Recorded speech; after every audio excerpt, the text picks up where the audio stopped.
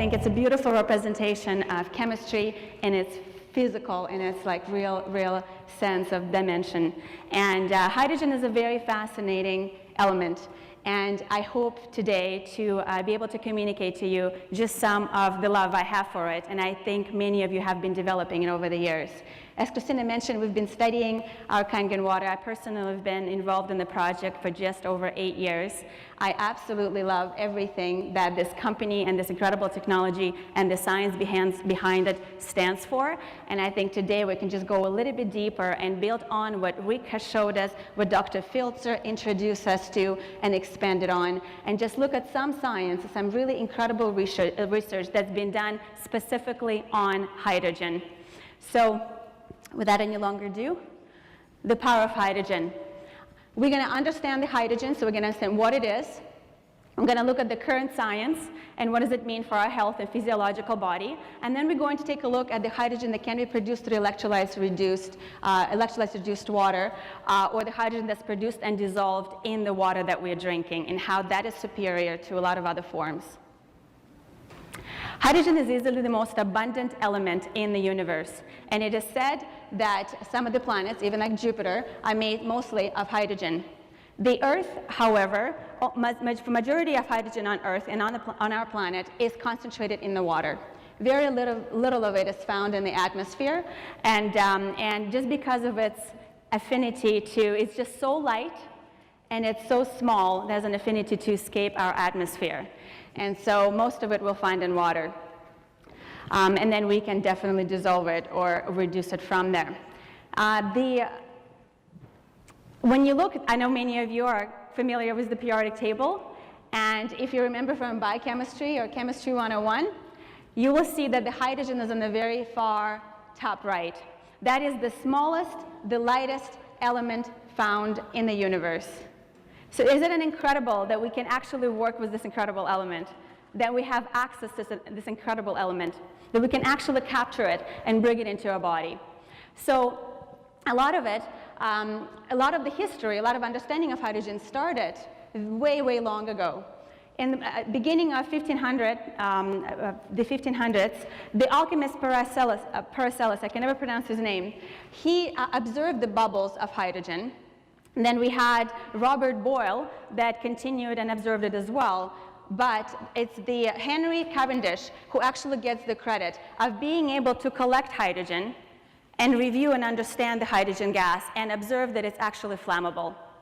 So the name to the hydrogen was given by Antoine Lavoisier, and he called it water forming. Hydrogen was given to the name of this, for this atom, for this molecule was given to it based on its principle of the fact that it's water forming. So it can be derived from water and it can reduce back into the water.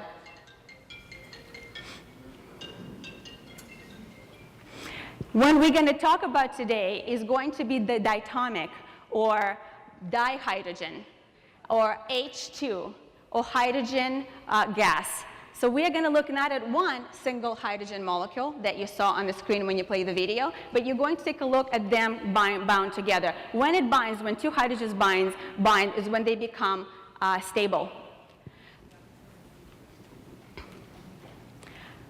Some see hydrogen as a clear fuel, and probably many of you have heard that hydrogen can be powering things. How many of you have heard of the hydrogen bomb or hydrogen fuel cell technology? We have technologies and the buses and the cars that can be and have been experimented on and have been driven and use the hydrogen technology. So it's an incredible power molecule. It's also used in multiple industries. It is used in chemistry, in food production, or dissociation, or work with that in processing. It can also be used in oil and gas refining. It can be used in many other industries. Concentration is observed in the tissues, and it's easily starting, the hydrogen starts to absorb and get into our body from the very beginning, and that process starts in the mouth. Just like Dr. Filzer mentioned very often, before it moves down, and as it moves down to esophageal sphincter, it's readily observed, and that is because of hydrogen's affinity and ability to penetrate tissue. It's gaseous, and it really easily moves through our organs, through our tissues, through all of our cells. So as it moves down and is being absorbed, it's becoming available for all of this tissue, for all of the cells, and as Rick mentioned, it takes up to 10 minutes for it to move over and all over the body. So the interesting thing, guys, is that we are producing hydrogen. And we are producing hydrogen when we actually consume fruits and vegetables, and it's produced by the bacteria breaking down that fiber and cellulose. So there's it's told, or at least that's what there's multiple references that I found, but one of them is that we can produce up to 11 liters of hydrogen in our intestinal tract.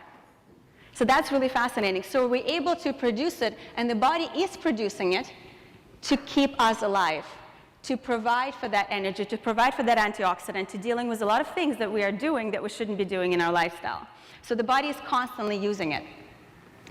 If the hydrogen is consumed in a higher norm that we'll find appropriate, or we can try different therapies, but the beautiful thing that it is safe in any concentration that has been tested so far, because any extra hydrogen will just leave the body through respiration or leave the body through the tissues.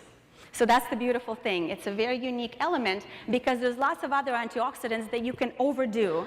You can overdo and overconsume antioxidants. When it comes to this antioxidant, it's phenomenal because there's no concentration that has been found today that can actually cause a toxic effect, which is really incredible. There are several methods to administer hydrogen, such as inhalation of hydrogen gas, and there are special gas chambers. There are special hydrogen chambers that are being built, so it could be inhaled. The aerosol inhalation, the hydrogen-rich solution, drinking hydrogen in dissolved water, I believe, is probably the most comfortable, the easiest way of consuming it every day, and the most cost-effective way. Injecting hydrogen-rich saline is another option as well. As has been mentioned today, there's over 600, and now we're actually talking about 700 different studies that have found its way to the public, in where we can actually assess and start trying to understand how phenomenal hydrogen is when it comes to our health and physiology. To this day, we find that there's still the people that are researching this, we're still in a very infant stage at understanding the power, the potential of this incredible element.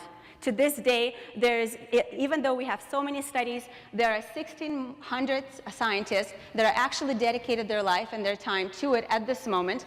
And I think more and more are coming on board every day to continue studying this incredible element.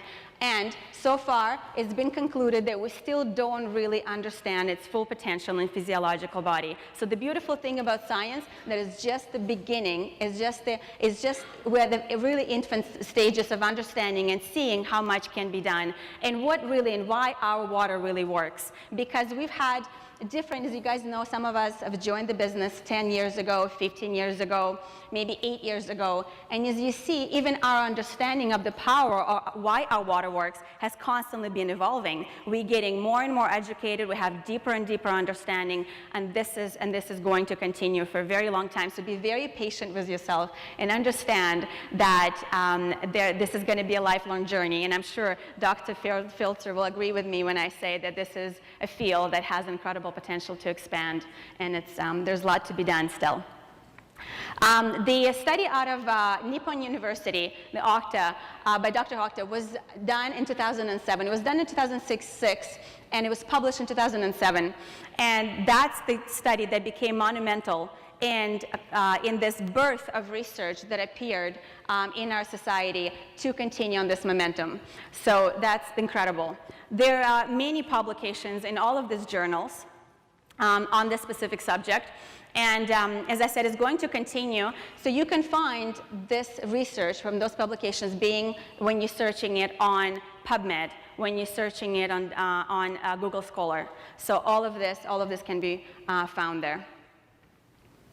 So let's go back into understanding antioxidant and what makes hydrogen as a very unique antioxidant. We know that antioxidants, at least I think most of you guys understand, that antioxidants are very powerful and very important in our life. We're constantly exposed to a lot of oxidation. So what are free radical or oxidants? They are molecules that are damaging cellular membrane or cellular tissue, or essentially very reactive. So they can potentially damage. And many of them have an oxygen, they have an oxygen in them, and so they're called oxidants.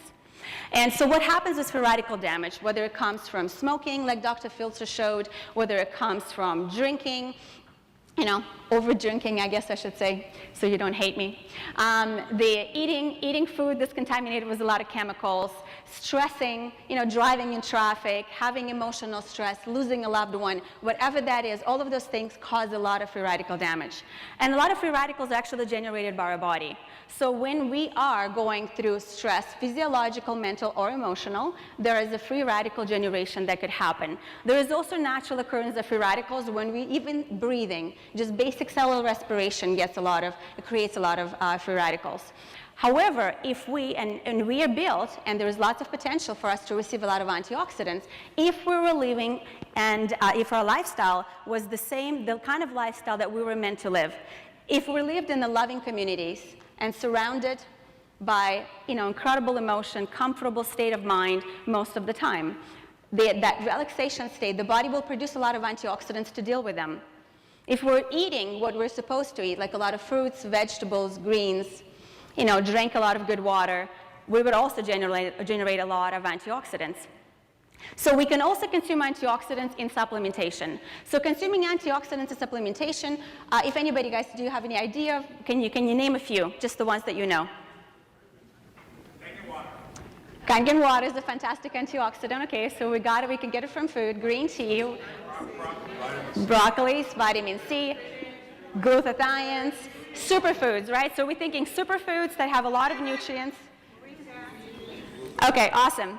So a lot of naturally occurring elements or naturally occurring foods or naturally occurring water will have those antioxidants. And we definitely want to have a lot of access to it. When it comes to supplementation, people are consuming they can consume glutathione and acetylcysteine, they can consume vitamin C, they can consume a lot of different things to boost that antioxidant storage, to help the body to deal with stress. And there are many antioxidants, which we'll talk about in a second. So the interesting thing about other antioxidants, when they donate an electron to a free radical, very often they either become a free radical themselves or reduce in a way where the body still has to spend a lot of energy to eliminate it. So they're good donors, but not the best donors. What's fascinating about hydrogen is that it's a donor that just gives and just is. It essentially becomes, I'll show you some examples of how it turns into a water, but it's no longer, the body doesn't have to deal with any byproduct. And that's what's beautiful. So when we look at it, I remember we discussed the fact that it's the lightest and the smallest antioxidant found in the universe, or at least so far that we were able to find. The size of it, if you compare it to antioxidants, to other antioxidants you might be consuming in your food or in supplementation, is dramatically different. Hydrogen is 176 times smaller, or dihydrogen, or H2, is half of that. Of a vitamin C, and a vitamin C is an incredible antioxidant. Anybody who knows me, heard me speak on nutrition or preventative medicine, I love vitamin C. There's over 50,000 periodic reviewed papers on vitamin C alone, 10% of that on vitamin C and cancer. It's an incredible antioxidant. It gets into the cell. It looks very much like sugar, so cancer cells suck it in, and what it does, it destroys it from within.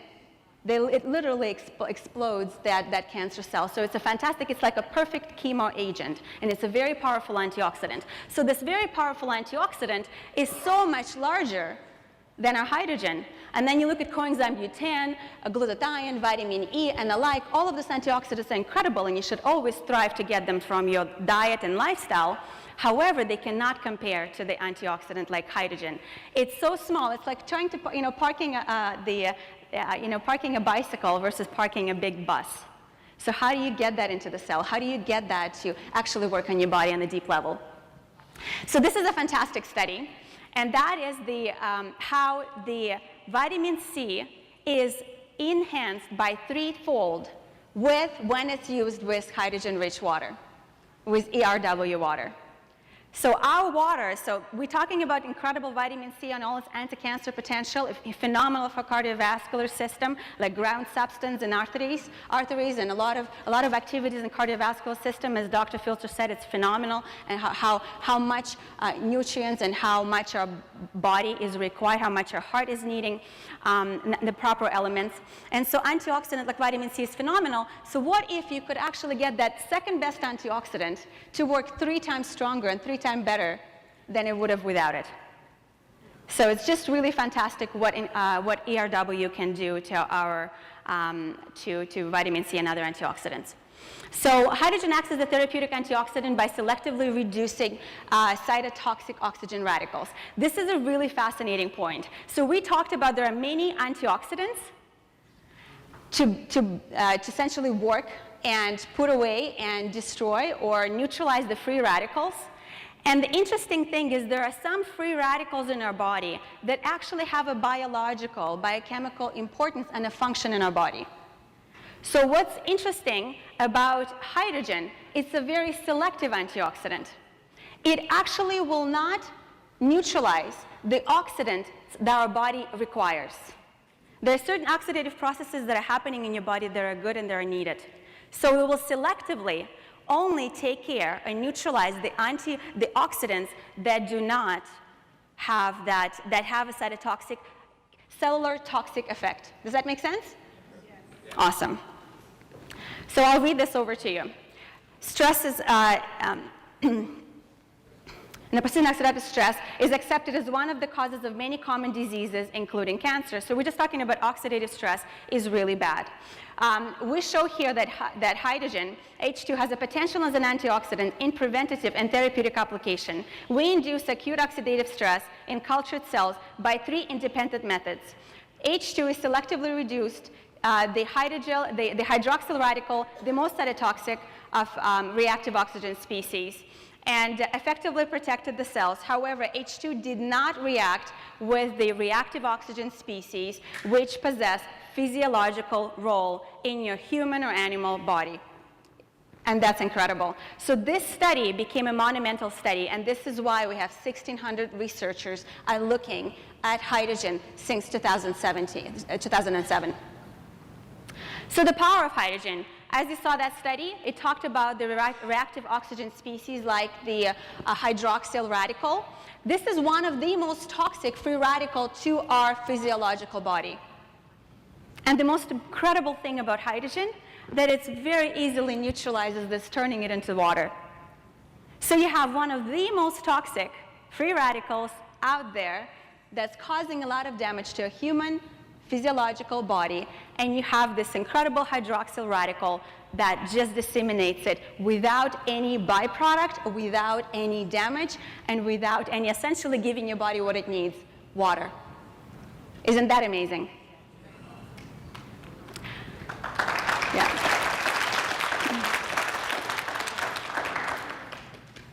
How many of you know what mitochondria is?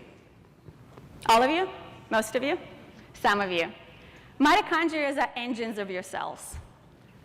Just imagine the engine in the car that pretty much keeps that going, keeps that running. So you have multiple mitochondria in your cells.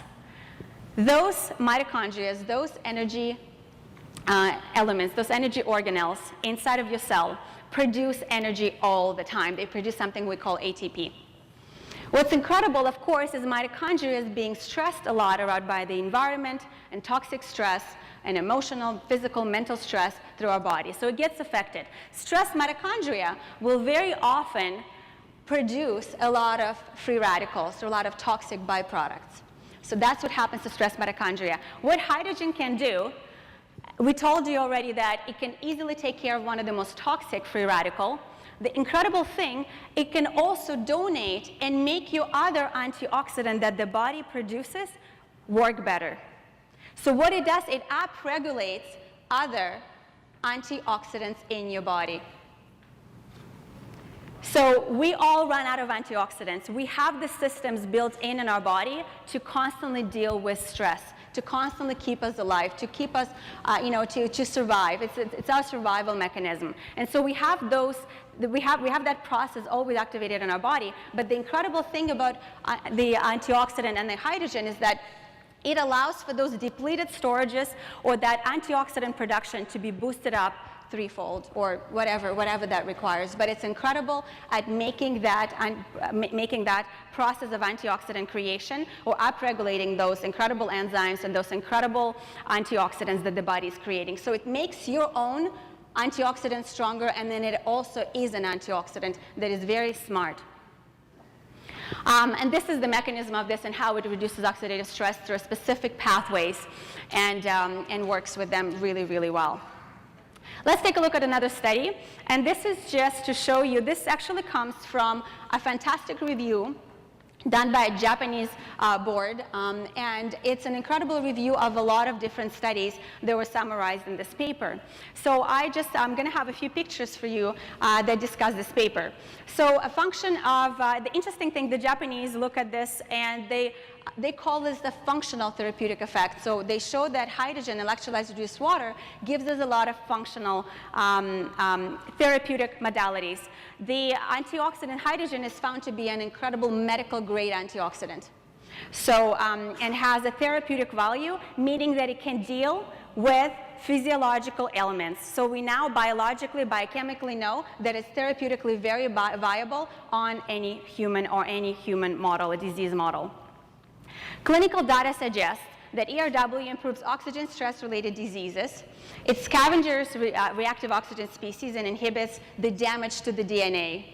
So what's incredible about an antioxidant like free radical, hydrogen or H2, is that it upregulates the function of your antioxidants. It upregulates and modulates the function of your cells, and it also strongly protects the RNA and DNA function in your body. So it's very good at protecting RNA and DNA of your body. And so essentially protecting your genetics. Anti-cancer effects. We already know, and we've heard, and we've seen, and we assume we understand how important antioxidants are when it comes to cancer, right? You guys understand that our water is a very good, beneficial substance in preventing and supporting our body at dealing with the condition that we refer to as cancer. Correct? Awesome. So this is the mechanism of that is that it actually works through multiple ways. When we look at science, and here's just several of them listed, ERW causes telomere shortening in cancer cells. So essentially, their longevity dramatically diminishes. It suppresses tumor angiogenesis, and that is when your tumor essentially grows the vessels and spreads. So it's the growth of the cancer cells. By scavenging intracellular reactive oxygen species, suppressing the gene expression and secretion of vascular endothelium growth factor, suppresses the growth of cancer cells and microorganisms. So it suppresses its growth and vitality, and it upregulates all of the things that can deal with it. This is why it's so effective, and that's why we see people getting really good results using this. And this is why we have a lot of studies associated with cancer. When it comes to neurodegenerative disease, it suppresses neurological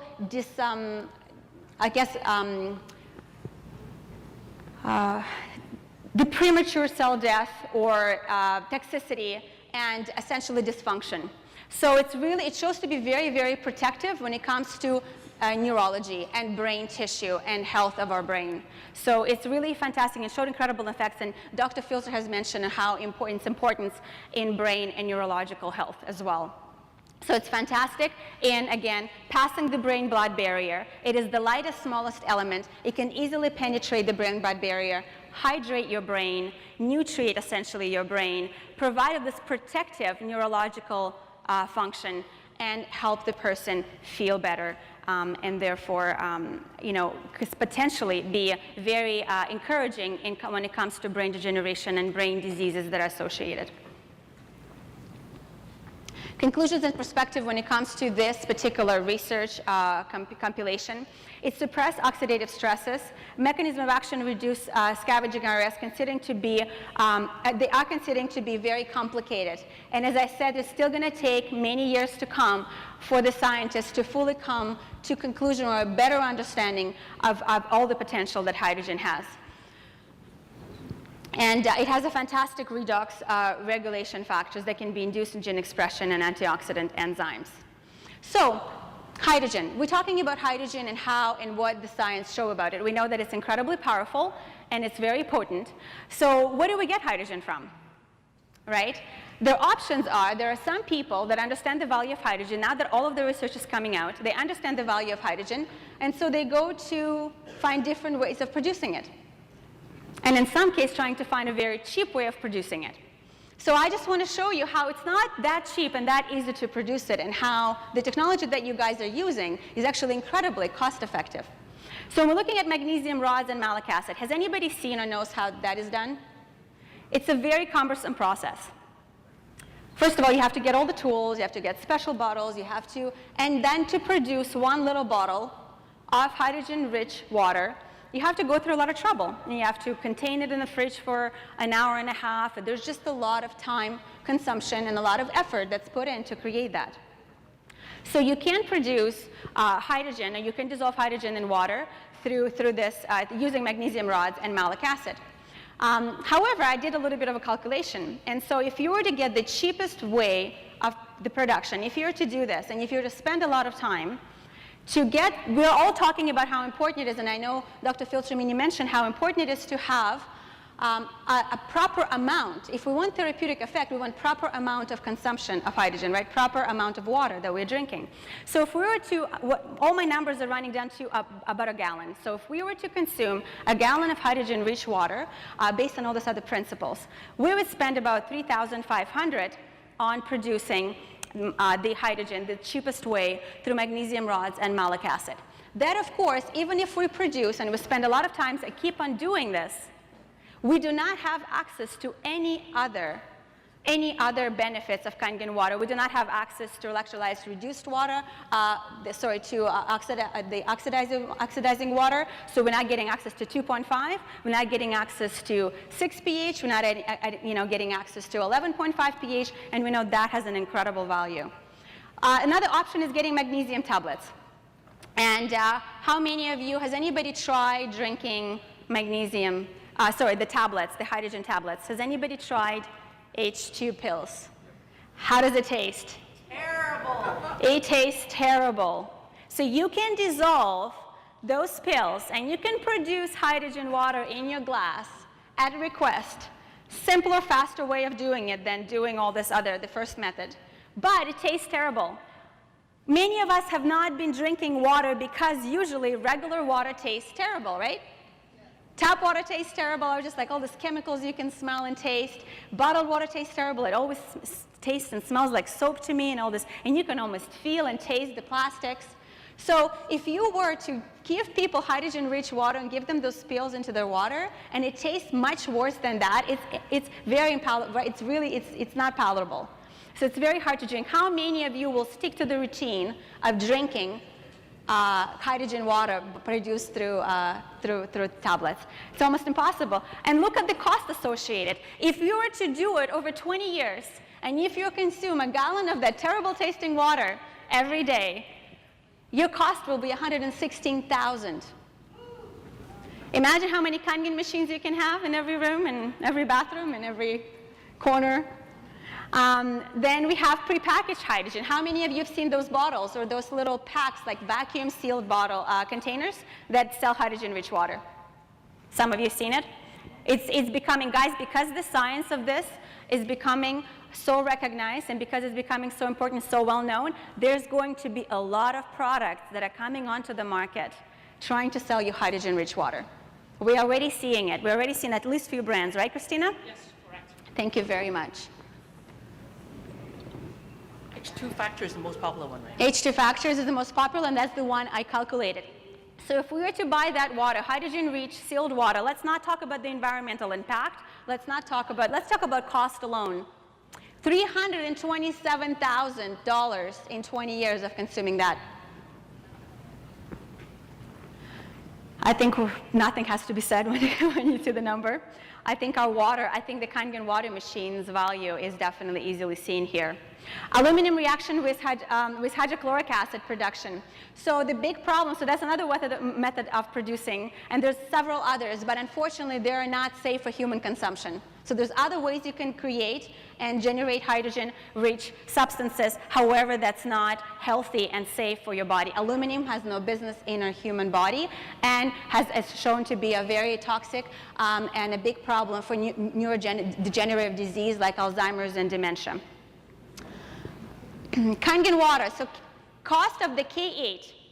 I calculated, you'll see in the little pale font there, you will see that it has a per serving, I calculated to be about 6 cents per serving.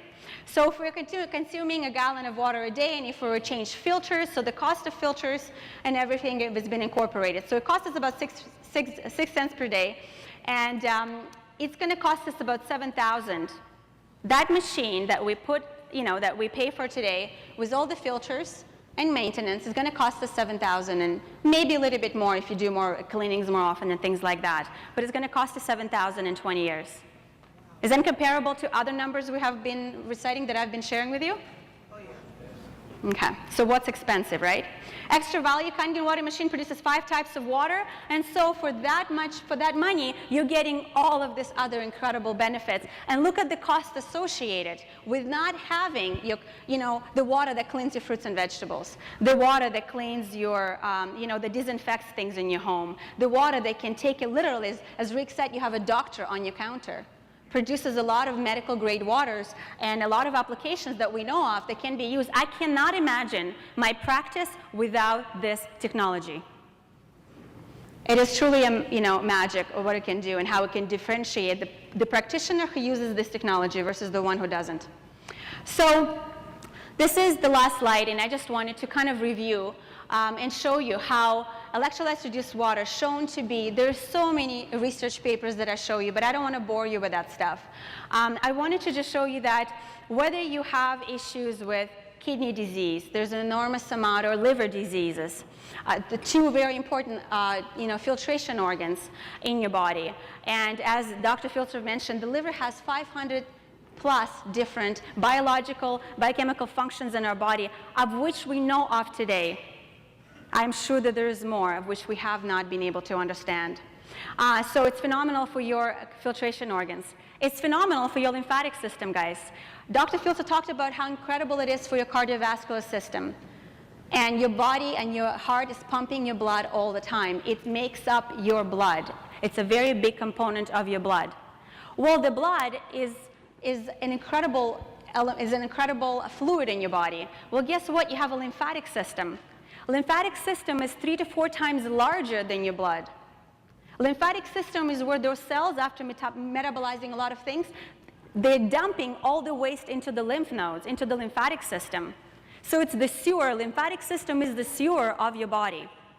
So now we have the blood that is the kitchen and essentially is the substance or the bodily fluid that feeds all of your cells.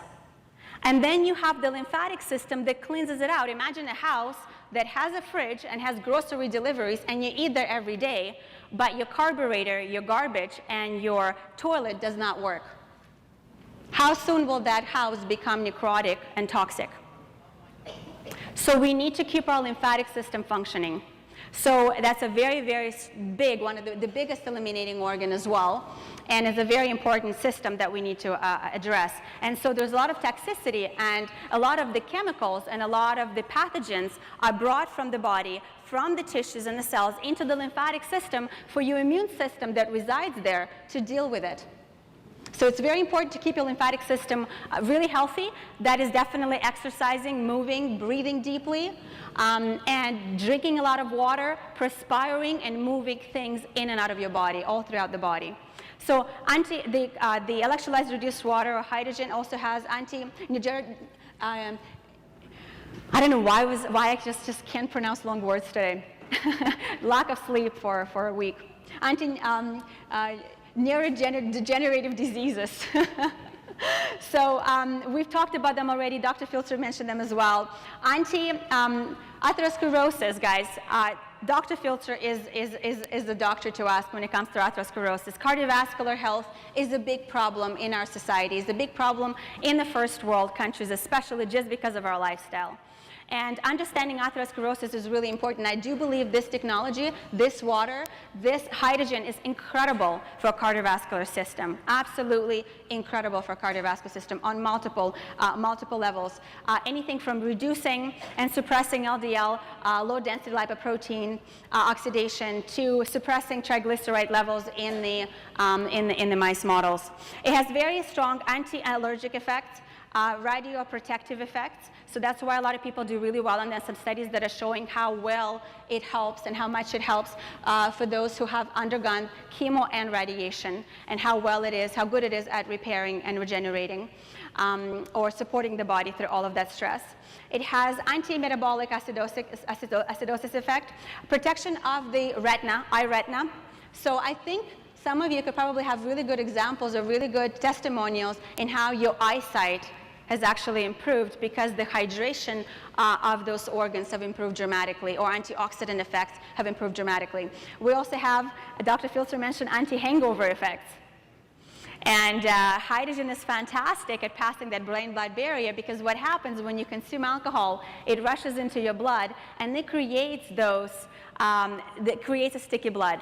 It creates a lot of that, what we call the rouleau formations in the blood. And so just because it wipes out the lipid layer of the cells, they stick up and they can't properly travel. That's why we get very drunk. We get drunk because we cannot oxygenate and hydrate the brain effectively. And so we lose our mobility and other things. So we're not hydrating and antioxidant and bringing nutrients into the brain, so we become drunk. What's interesting about hydrogen, it can actually, if you're drinking hydrogen-rich water while you're drinking other things, it will help you and protect your brain from some of the effects of an alcohol. But what's amazing, when you got home, get to your machine and drink a couple of glasses that evening and in the morning, and you'll find incredible ability for the body to recover from the stress that's been induced by alcohol on your body, on your liver, on your kidneys, and all of the dead neurons that are being rejected, that were oxygen deprived because you have a hangover. So it actually will protect and eliminate that stuff fast and allow the body to feel much better, much faster. So anti-side effects on chemotherapy, so it's fantastic at detoxifying and repairing after chemotherapy has a lot of toxic effects on the human tissue and the organs, so that will help with dealing with some of that. And definitely phenomenal at penetrating aquaporins. We already know that it's phenomenal. It has incredible synergy and ability to get into the cell, get in and out of the cell. So it really makes your cell breathe really well. The interesting thing about hydrogen, guys, it doesn't only get into the cell really well, it gets into the mitochondria of every cell very well. It powers, remember we told you, hydrogen is the power molecule. It powers the mitochondria. It's a fuel for the engines of your cells. Think about that. Hydrogen is a perfect, clean fuel for every engine in all of your cells. Every cell needs it.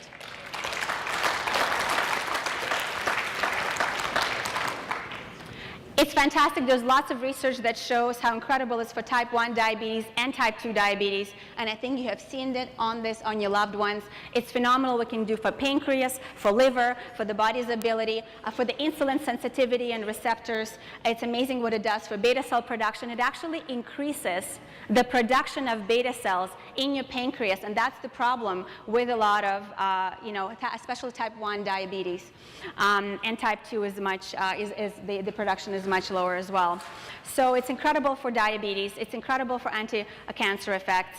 And overall, guys, I think it's one of the best tools one could ever look at, and one must explore this, and definitely keep up the good work and really tireless effort at trying to educate your loved ones, your friends, your family, but also medical practitioners. They need to take a look at the research. They need to take a look at everything that's out there and help spread the word around. Thank you.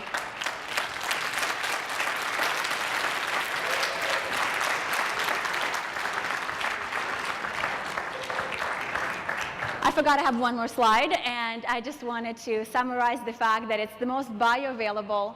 It is a therapeutic quality. As Rick said, the 3 top machines that we have, SD501, Platinum White, and K8, have the most therapeutic value, so they produce the most amount of hydrogen and valuable at home. It has all of these types of waters. Its electrolysis of titanium and platinum found to be really, really important in science as well. There's so much research that I've seen in how important in understanding of the platinum electrolysis in the process. It's most convenient home appliance. It is much easier, and it's the best way. It's easier than taking supplements. It's easier than doing, as Dr. Filcher says, consuming all of that food. So it's definitely the easiest and the most incredible tool that you can have in your counter. It's most efficient, and it has an enormous amount of tax advantages, which I'm sure Rick will cover. My time is up. Thank you very much. I enjoyed being here. Go back on the stage.